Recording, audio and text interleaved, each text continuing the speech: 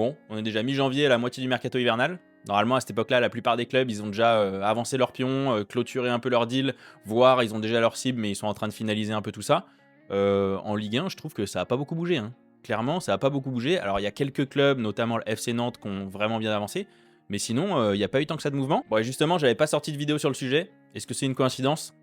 Je pense pas. Je pense qu'ils avaient besoin d'un petit coup de pouce. Donc, on va essayer d'y remédier. Donc, on part sur un format que vous connaissez bien, le format un club, une recrue. L'idée de sortir aussi cette vidéo 2 semaines après le début du mercato, bah, c'est aussi de faire le point sur la situation. Parce que finalement, il y a des choses à dire pour à peu près tous les clubs.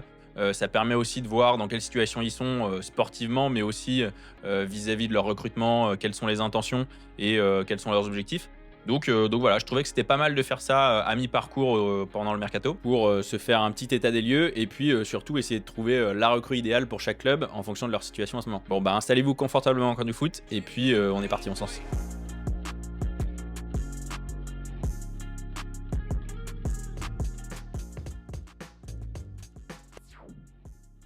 Non, je rigole bêtement parce que j'ai une impression de déjà vu.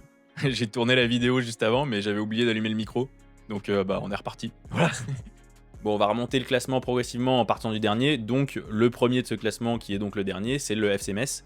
Et le FC Metz, comment dire?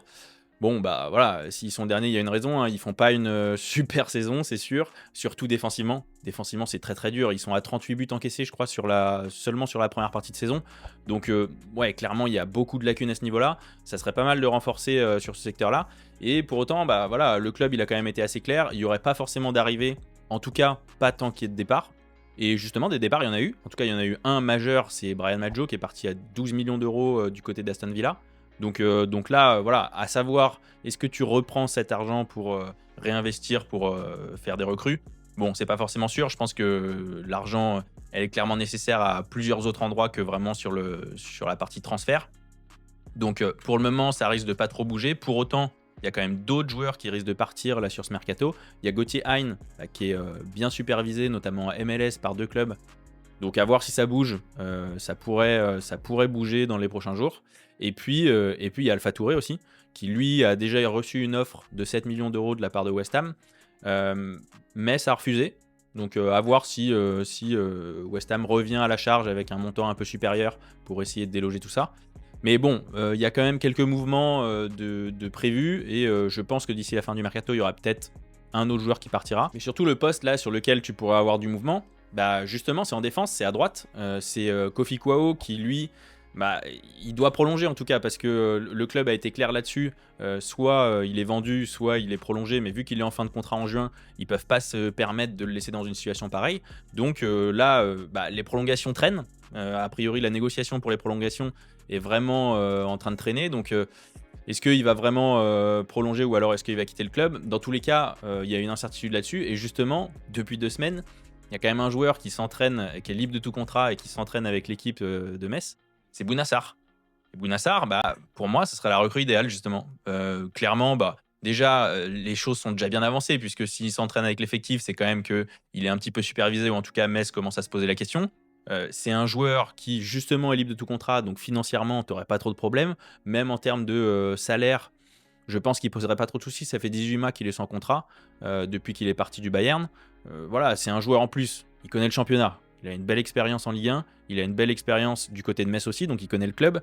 Voilà, pour l'intégration, c'est quand même pratique. Il permettrait aussi d'apporter un peu, bah, justement, cette maîtrise dans des contextes un peu difficiles et d'apporter beaucoup plus d'expérience dans un effectif qui en manque cruellement, je pense. Et surtout, ça t'apporte un profil qui est super intéressant et ça vient renforcer un peu cette défense qui est vraiment le gros problème de l'équipe là sur cette première partie de saison. Donc moi je pense qu'il faut foncer, hein, la recrue idéale, clairement elle est déjà là, hein. Bon, pour la JOCR, là clairement je pense que le problème il est pas défensif, il est plutôt offensif. Bon, il y a quand même évidemment un effectif qui reste ce qu'il est, c'est sûr, mais offensivement, moi je pense que l'équipe aurait pu avoir un meilleur rendement, clairement. En tout cas, je m'y attendais, notamment du côté de Sinayoko. Moi, je suis un peu déçu là de sa première partie de saison. Je pensais qu'il pouvait vraiment donner plus, mais en tout cas, l'animation offensive du côté de la JOCR, ça marche pas. Voilà, c'est une des équipes qui a le rendement offensif le plus faible du championnat. Clairement, je pense qu'il faut redynamiser un peu ça avec un profil polyvalent, un profil qui vraiment puisse peser en tant que numéro 9 à l'avant, mais puisse aussi tourner un peu, pourquoi pas sur les côtés.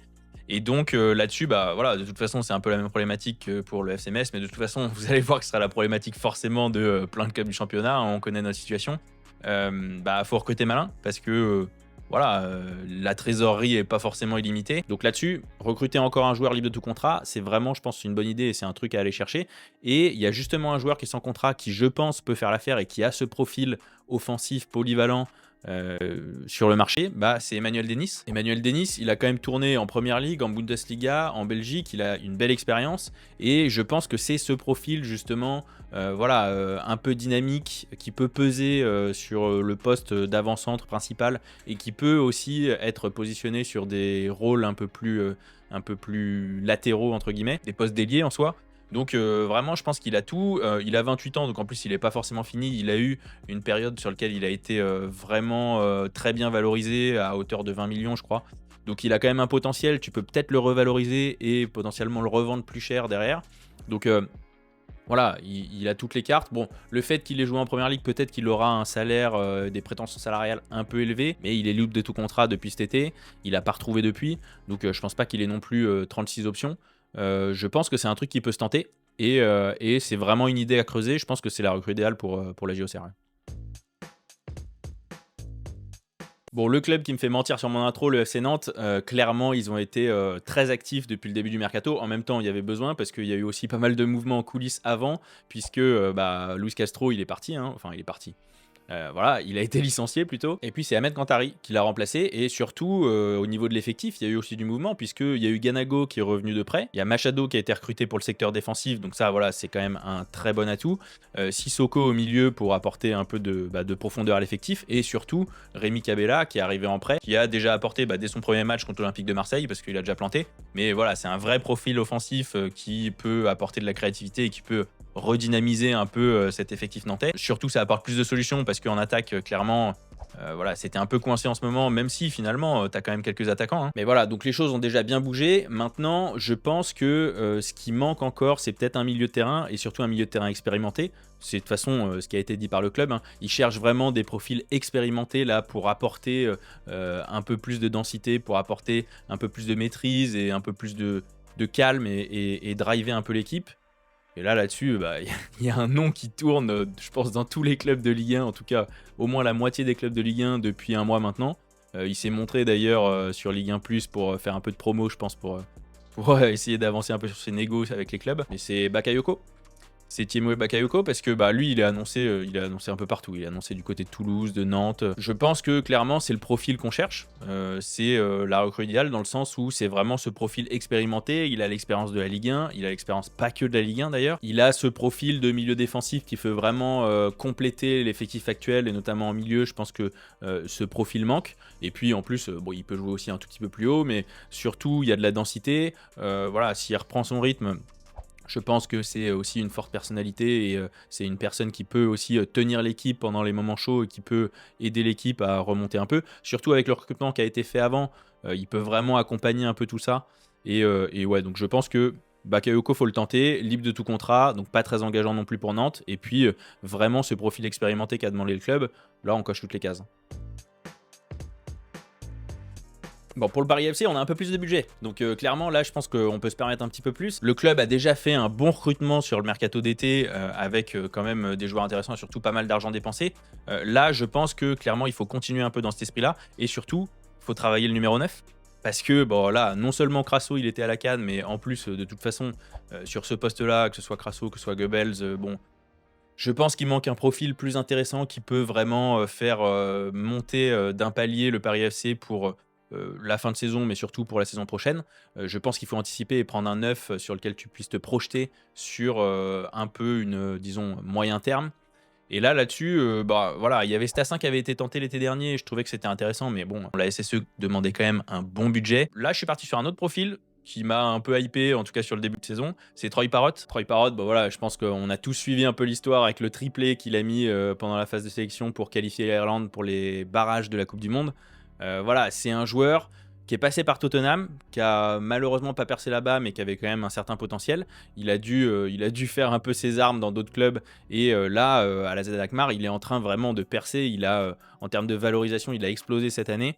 Il est à 22 millions là, mais je pense qu'on est sur un montant de toute façon qui est assez prenable pour le Paris FC. Ils peuvent se le permettre et franchement, c'est ce profil voilà, qui est capable de planter, qui est de plus en plus efficace, qui est capable aussi de participer au jeu avec un rôle un peu hybride où il peut vraiment être à la finition et surtout aussi dans la construction du jeu. Donc ouais, franchement, je pense que c'est vraiment un joueur très intéressant que moi j'aimerais voir en Ligue 1 et je pense que ça fait partie des recrues à tenter pour le Paris FC. Donc moi, ouais, je pense que c'est un peu la recrue idéale pour eux. Bon, le GC Nice, comment dire? La première partie de saison du club là, ouais, c'est c'est costaud ce qu'ils nous ont proposé là, parce que entre la série en Ligue Europa, qui est, magnifique avec, que des défaites, dernier du classement, ouais, c'était assez magique. Même en Ligue 1, bon, ça a vraiment pas été fameux. Ils nous ont fait des séries aussi, assez noires. Voilà, il y a pas grand-chose à reprendre de cette première partie de saison. On est clairement en deçà de toutes les attentes qu'on avait en début de saison parce que l'effectif est quand même ce qu'il est et clairement, il est pas censé être, positionné à cet endroit-là du classement à mi-parcours. Donc voilà, après il y a eu quelques blessures, il y a eu des cas avec, Jonathan Klaus, il y a eu forcément le gate à Nantes avec, bah, là, Terem Moffi et Jérémy Boga qui sont en instance de rupture de contrat auprès de la LFP. Voilà, bon, il y a Franquès qui est parti évidemment, retour de Claude Puel en tant qu'entraîneur et surtout retour de, Jean-Pierre Rivière en tant que président, hein, ce fameux Jean-Bière. Mais voilà, il y a eu pas mal de mouvements là sur ces derniers temps et en termes de mercato, je trouve que ça a été assez léger puisque voilà, il y a quand même Moffi et Boga qui devraient partir. En plus, bon, si vraiment les contrats sont rompus, quand même c'est une sacrée perte pour Nice parce que pas forcément sportivement, ils n'ont pas fait, non plus une saison de malade, mais financièrement, c'est quand même des joueurs qui ont des valeurs très intéressantes. Tu pourras pas les revendre. Ouais, c'est un sacré coup dur, je trouve. Donc, si ça se précise, hein, parce que c'est pas encore fait. Mais en tout cas, quoi qu'il en soit, ils vont pas être intégrés au groupe. Donc, ça veut dire que tu as deux éléments offensifs quand même qui sont pas dans ton équipe. Donc, en termes de profondeur, ça manque clairement. Alors, il y a eu l'apport d'Eli Wahi qui est arrivé en prêt là et qui a déjà planté sur son premier match. Donc, voilà, ça, je pense que c'est une bonne chose. C'est un profil qui colle parfaitement. Lui, en plus, il a besoin de se relancer. Donc, voilà, tout le monde est gagnant. Maintenant, au milieu de terrain, et peut-être sur un rôle un peu plus offensif, donc milieu offensif, je trouve que ouais, il manque un profil qui puisse être un petit peu créatif, qui puisse apporter des solutions, qui puisse débloquer des situations. Parce que là, ouais, ça ronronne pas mal au milieu et c'est vraiment pas flamboyant. Donc ça là-dessus, il faudrait tenter quelque chose. Et justement, je pense que du côté de l'Inter, on a un joueur qui pourrait être intéressant pour eux, c'est Andy Diouf. Parce que bah voilà, déjà c'est un profil qu'on connaît parce qu'il a été en Ligue 1 du côté du RC Lens, voilà. Il est parti je crois pour 25 millions du côté de l'Inter, mais en fait à l'Inter, voilà, il a pas eu beaucoup de temps de jeu avec Kivu. Ça a été un peu mieux là sur le mois dernier, mais bon, c'est pas suffisant. Clairement, le prendre en prêt, ça serait une option pour débloquer un peu la situation du côté de Nice, avoir un élément qui puisse de toute façon arriver en tant que titulaire établi, hein. C'est un peu comme Hendrick à l'OL, là, vu la situation de Nice, si tu prends Diouf, c'est pour le faire jouer et c'est pour qu'il soit directement titulaire. Donc lui, il peut aussi se refaire un peu la main, en tout cas refaire le pied, et puis reprendre du temps de jeu et se remontrer. Donc ça peut lui permettre de se relancer. Et puis Nice, voilà, tu craches pas sur un élément comme ça. En plus, t'as pas grand chose à perdre parce que bon, si le prêt est gagnant, c'est top pour tout le monde. Et en plus, s'il est perdant, voilà, ça veut dire que Nice a pas réussi à se sortir de sa situation de crise. Donc vu qu'il est en prêt sec, il repart du côté de l'Inter. Voilà, c'est plus ton problème. T'as pas un élément comme ça avec un contrat compliqué à casser, à gérer. Donc voilà, je pense que vraiment c'est la recrue idéale pour Nice. Ça leur ferait du bien en tout cas, c'est sûr. Bon, pour le Havre, ça va être facile parce qu'a priori, la recrue idéale, ils l'ont déjà fait. Donc voilà, ça va aller assez vite. Non, juste pour expliquer un peu le contexte.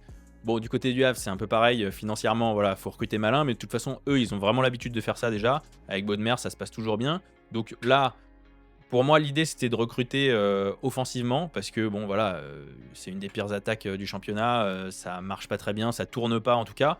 Et là-dessus, l'idée, c'était de recruter forcément malin avec un joueur soit en prêt, soit libre de tout contrat. Et donc j'avais ciblé Romain Fèvre parce que voilà, lui ça s'était pas très bien passé son prêt du côté de l'Arabie Saoudite. Donc il est retourné à Bournemouth. Bournemouth cherche à le prêter.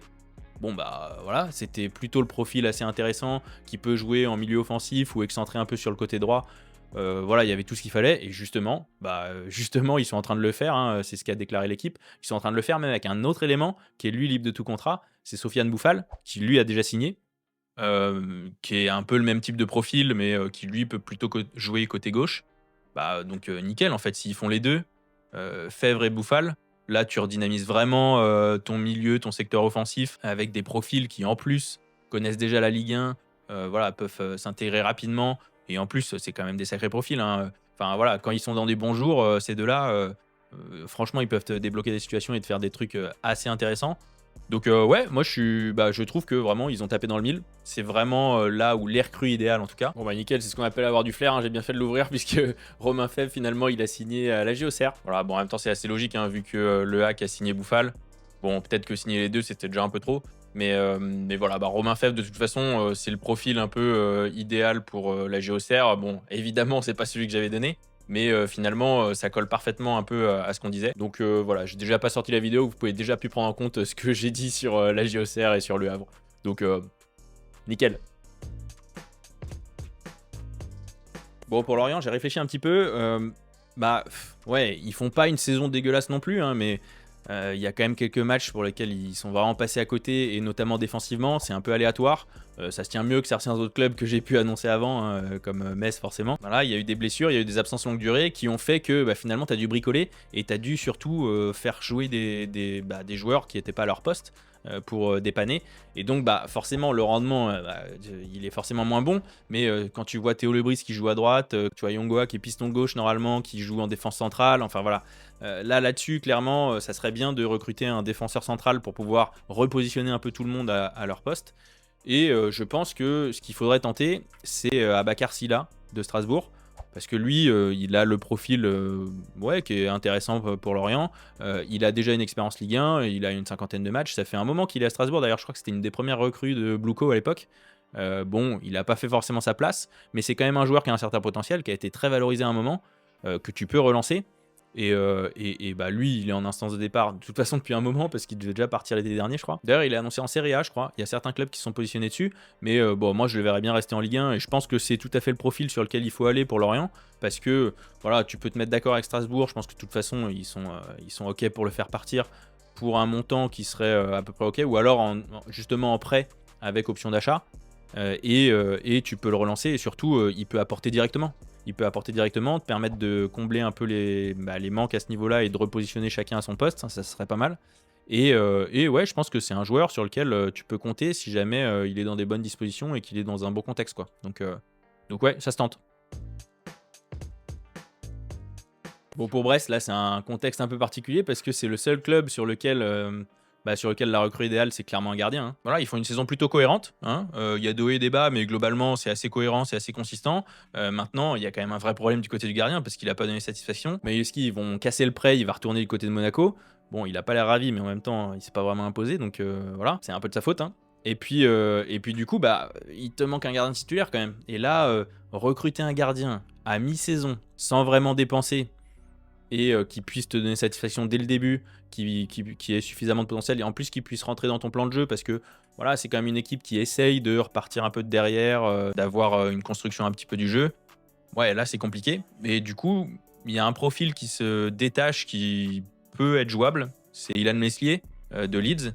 Parce que voilà, lui il est déjà en échec depuis un moment, depuis début 2025. Pourtant, c'est un joueur qui a un vrai potentiel, hein, qui a fait ses classes en équipe de France Espoir. Il sort pas de nulle part. Bon, il a joué dans un autre club breton, donc voilà, on connaît un peu l'histoire. Mais bon, entre Rongier, Merlin, enfin bon, il y avait quand même pas mal de transferts d'anciens bretons dans d'autres clubs l'été dernier, donc bon, ça peut se faire aussi ici, hein. Et Ilan Meslier, il est encore jeune, il a 25 ans en plus, et il est en fin de contrat cet été. Donc de toute façon, Leeds va commencer à regarder un peu des options pour voir s'il le reprolonge, si ils le laissent partir ou s'ils essayent de le revendre. Mais quoi qu'il en soit, je pense qu'il y aura peut-être une discussion qui pourrait s'ouvrir avec eux pour le prêter, pourquoi pas avec une option d'achat ou autre. Côté gardien, c'est probablement la meilleure option et c'est la recrue la plus idéale possible que tu puisses faire là sur un mercato d'hiver, parce qu'il n'y a pas 36 options non plus. Donc ouais, ça peut se tenter.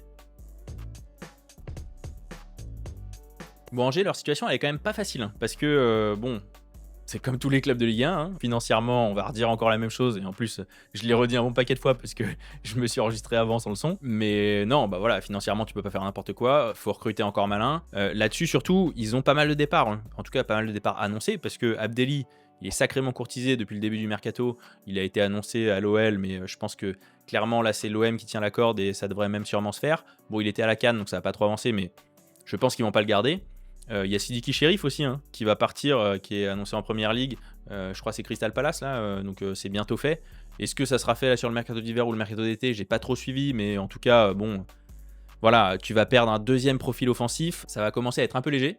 Donc là, faut essayer de trouver une option. Quoi de mieux en recrue idéale que prendre un attaquant qui connaît déjà le championnat, qui a déjà fait ses classes et qui connaît même le club d'ailleurs. Hein, on pourrait partir sur Bauken. Franchement, je sais pas ce que tu as à perdre là-dessus. Hein. Il est libre de contrat. Bon, il est libre depuis cet été, mais bon, il était en Turquie. Il avait quand même fait 22 matchs pour 6 buts et 2 passes D, je crois. Donc en termes de stats, voilà, c'était pas dégueu. Il est pas fini. Il connaît très bien forcément le club, puisqu'il a bien évolué là-bas. Et c'est un profil, je pense, qui peut t'apporter assez rapidement.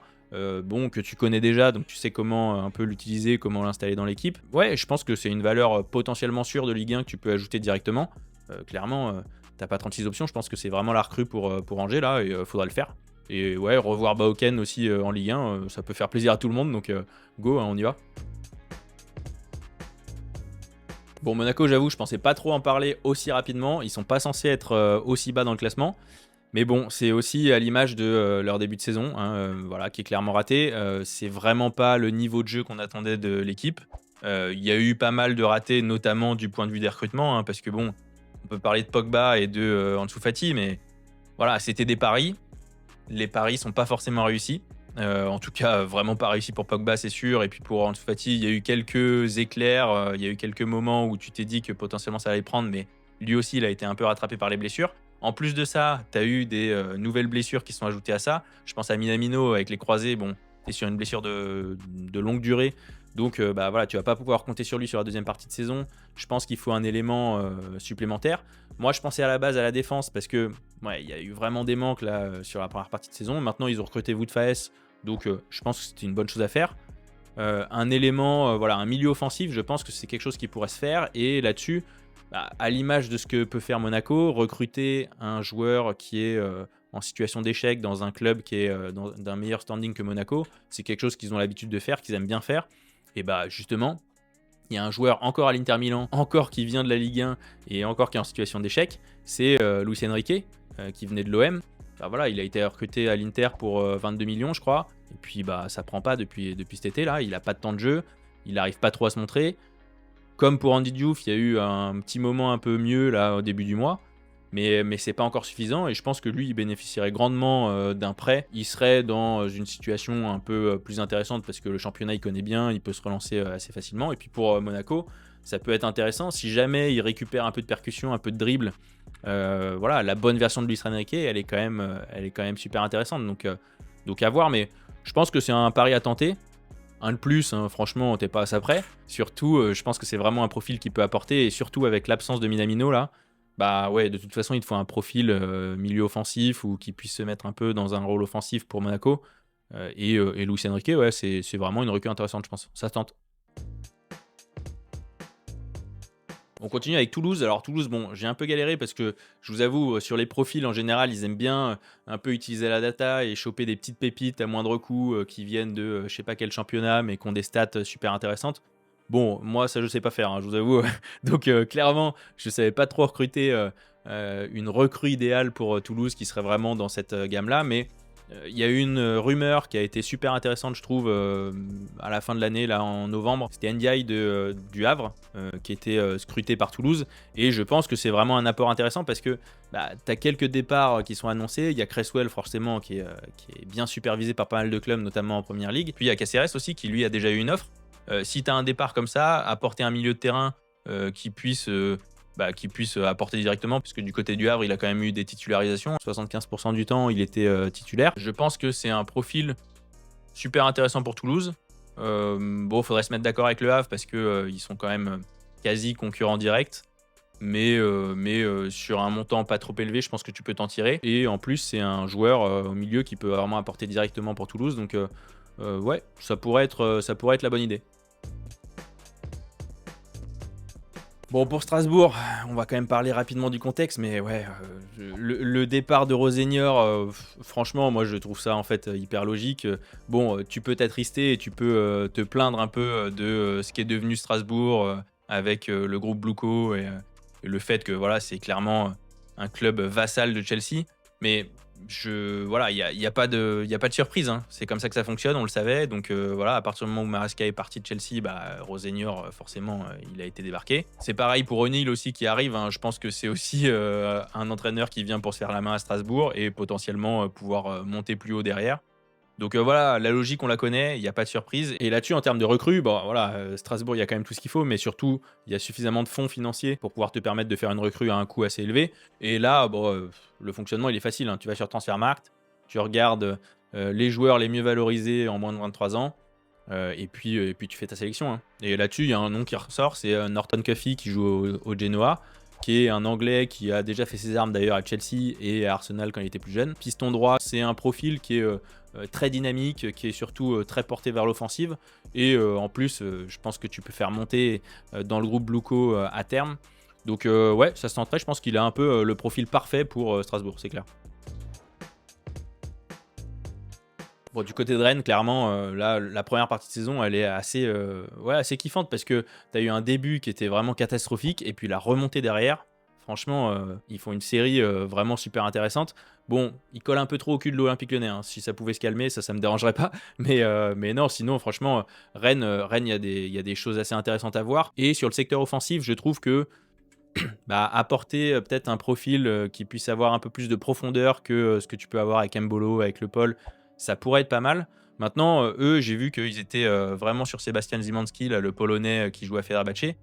Ça fait quand même un moment que c'est annoncé et ça se fait toujours pas. D'ailleurs, l'équipe a sorti un article là-dessus pour dire que finalement, ça sentait un peu le roussi ou ça allait se terminer un peu en eau de boudin, ou enfin, vous prenez l'expression que vous voulez.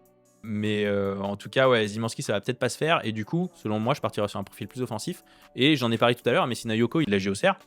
Pour moi, c'est leur recrue idéal, hein, parce qu'il peut apporter cette percussion sur le côté et surtout potentiellement quelques centres.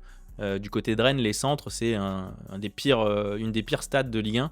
Donc voilà, essayer d'apporter un profil comme ça qui puisse pallier aussi à ce déficit et à ce manque, je pense que c'est une bonne chose. Voilà, je le verrais bien dans un autre contexte. Alors, l'OL. Bon, l'OL, clairement, la recrue idéale, vous allez me dire, elle est déjà prise, hein. Elle a déjà été recrutée, c'est sûr, hein. C'est Henrik. Bon, clairement, quand tu as vu la première partie de saison, tu savais que le manque, il était vraiment au niveau du neuf. Satriano, bah, de toute façon, il avait été recruté pour être le remplaçant. Donc voilà, c'était pas non plus son rôle à la base d'être le numéro 9 titulaire de l'équipe.